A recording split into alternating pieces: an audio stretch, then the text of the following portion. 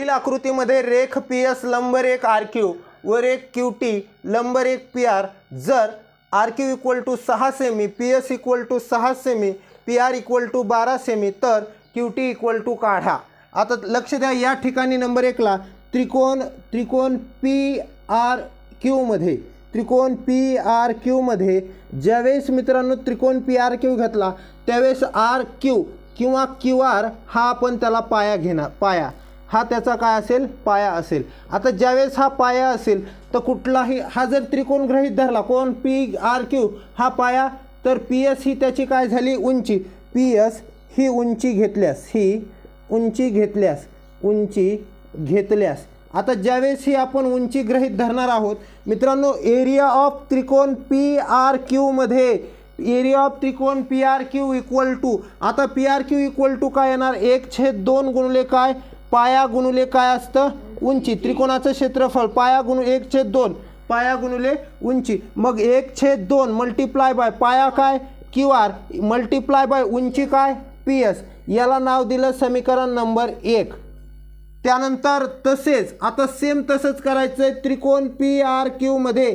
तुम्हाला सर आता तुम्ही डबल PRQ का घेतला भाऊ, लक्ष द्या। आता PRQ मध्ये, आता ज्यावेळेस PRQ मध्ये PR हा पाया घ्यायचा आहे, PR हा पाया घेतल्यावर हा पाया घेतल्यास, आता ज्यावेळेस आपण पाया तो घेणार, आता आपण पाया घेतला PR आणि हा जर पाया घेतला तर उंची घेणार आहोत QT, म्हणजे आपण उंची काय गृहीत धरलेली आहे, QT ही उंची आहे। ही उंची घेतल्यास, आता जर ती उंची घेतल्यास आता ती जर उंची घेतली तर एरिया ऑफ त्रिकोण PRQ इक्वल्स टू 1/2 गुणिले पाया गुणिले उंची। एरिया ऑफ त्रिकोण म्हणजे त्रिकोणाचं क्षेत्रफळ 1/2 पाया आहे PR, पाया कोणता आहे PR, उंची काय आहे QT मल्टिप्लाय बाय उंची आहे QT, याला नाव दिलं 2। आता समीकरण 1 व 2 वरून या ठिकाणी व्हिडिओ पॉज करून लिहून घेऊ शकता। यानंतर लक्ष द्या, आपल्याला QT काढायचा आहे बरोबर।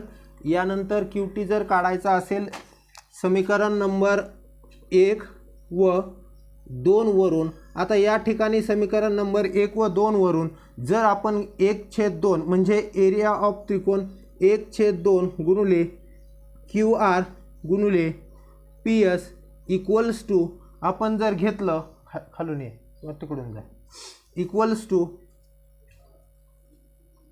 1/2 गुणिले काय घेणार PR मल्टिप्लाय बाय QT।